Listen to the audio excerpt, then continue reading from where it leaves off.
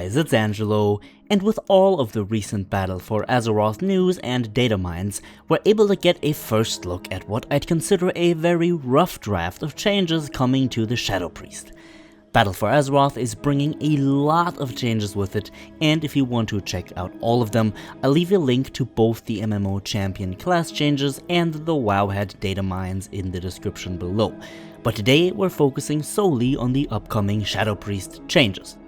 Now, keep in mind that this is only a very rough draft of Blizzard's planned changes, and I can promise you that a lot of things are still going to change. However, this does let us look at the first frameworks of what the game developers have in mind when it comes to our beloved spec. In this video, I'll go over all of the upcoming talent changes, spell changes, and any other class changes that have been data mined, and now that being said, let's go right ahead and have a look. Keep in mind that I will not address spell damage changes in this video, as those are obviously far from final and shouldn't really be judged by us just yet, so let's just let the devs do their work on that. I'll go over changes in our spell dynamics, new spells or talents altogether, or other changes to the spec. Lots of things have changed, so just be aware of that. Now, there's a lot for us to cover, but I'll go over all of it step by step so that we don't miss anything. There's a clear shift in our power layout again, at least how things stand currently, and it will be very interesting to see how things actually pan out once we're in a beta environment. Again, all of these data mines are far from final, so rather than looking at these changes subjectively, try viewing them as a type of starting point for what is to come. Right off the bat, we see that Mind Blast now only generates 12 insanity rather than 15, while Mind Flay, fortunately, in its essence remained unchanged. However, Mind Sear now returns as a separate spell, reverting back to the way it was before Early Legion. There's also a weird new aura effect for the Shadow Priest, which is called Shadow Priest, that is really unnamed yet, which modifies our damage and healing done by 25% up from 23%. If I was to guess what this is, I'd say that this is the regular class modifier aura, which regulates the baseline strength of our spells, but I'm sure we'll find out more soon. Shadow Word Death, as our spell is currently been removed and is now a talent which requires level 45 with a baseline of 2 charges. So again, it is not an actual spell anymore, it is now a talent. Shadow Word Pain has had its damage uptime reduced to 14 seconds from 18, so its dot uptime effectively, while Shadow Fiend has had its uptime increased to 15 seconds from formerly 12. Shadow Fiend now will also generate 3 insanity each time it attacks a target and does not need to be talented into a Mindbender for it to do so. What's also nice is that our Shadow form will now buff all of our spell damage rather than just shadow damage only. This is more important for things like Trinket procs, as most of our damage is shadow damage anyway, so this will essentially remain unaffected. Another very interesting change is that to Void Eruption and therefore to Void Bolt. Void Eruption will now only spread to other targets if they are within 10 yards of your current main target, rendering it a lot less harmful in a split multi-target situation. Void Bolt now only extends the duration of your dots by 2 seconds, which will make it pretty difficult to multi-dot properly if ads are spread across the room too far. This will also increase the relevance of Void Bolt's travel time, and if its travel speed is not increased somewhen before Battle for Azeroth goes live, then this will create a very big problem, but I don't want to jump the gun here just yet. Strangely enough though, Void Eruption now requires only 90 insanity to activate rather than 100 as it currently does. Now we come to our talents. Lots of interesting changes here as well, but many which I'm sure will not stay this way. We see that Shadowy Insight has moved to the level 15 row, with its effect remaining unchanged. Sand Lane is now in the level 30 row, but does not buff our Vampiric Touch damage anymore, rather it now reduces the cooldown of Vampiric Embrace and increases its healing.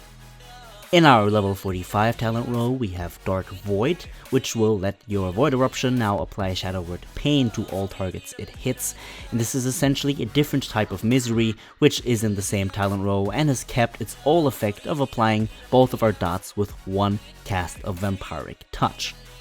What surprises me here is that we find Shadow Word Death in this talent row, which honestly severely restricts both Shadow Word Death's use and the use of the other talents, as they are vastly different from one another, or rather different from one another. This also hinders our execute tremendously in a lot of situations, so I'm not really sure if this will go live this way. I honestly doubt it. Good, next up we have another new talent, Last Word, which reduces the cooldown of silence by 15 seconds, definitely a nice quality of life change. Mind Bomb has been slightly changed, as it will now fear all enemies it hits rather than stunning them for 5 seconds. Psychic Horror, on the other hand, will now stun one target for 4 seconds rather than reducing the cooldown of Psychic Scream. Auspicious Spirits is now in our level 75 talent row, but only generates 2 insanity rather than 3, which I'm pretty sure is also not final. Twist of Fate is now in the same row along with Shadow Crash, which both see no dramatic gameplay changes at all really. Now, on the current build, Twist of Fate only increases our damage by 15% when it's triggered, but again, I doubt this will stay this way. Our level 90 talent row consists of Lingering Insanity, which has been buffed really, only reducing our haste bonus by 1% every second rather than 2, and Mindbender, which remains unchanged. Power Infusion is also in this row and sees no changes. In our final talent row, level 100, we see the weirdest of all changes. Legacy of the Void now reduces Void Eruption's cast time by 40% and allows it to be cast at 60 insanity or higher. Pretty good. Void Torrent, which was previously our artifact ability, is now in this talent row, but remains unchanged in its effect. And finally, the talent we've all been waiting for in this video, Surrender to Madness, which stays the same, except that it does not kill the priest straight away anymore, but rather lets you take 90% of your maximum health as damage once it ends or you drop out of void form, and prevents you from generating any insanity for the next 30 seconds. All in all, most of these changes look pretty interesting to say the least. Now, do I like most of them? Kind of, but I think that more time needs to pass before I can judge that really. I'm seeing this worrying trend here though, with dots having a reduced base uptime, Voidbolt refreshing dot extension by less than it currently does, and other aspects that make me wonder what direction the Shadow Priest will take.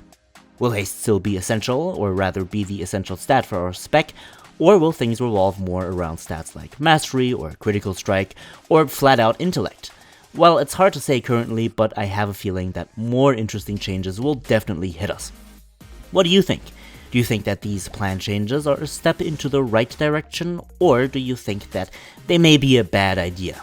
Be sure to let me know in the comments, my friends, and as always, thank you so much for watching. A special thanks to all of the supporters over at Patreon who help to make these videos possible, and if you wish to support the channel more than you already are by hopefully enjoying these videos, be sure to check out the link to my Patreon in the description. Now, as always, thanks a bunch, have a good one my friends, and I will see you all in the next one.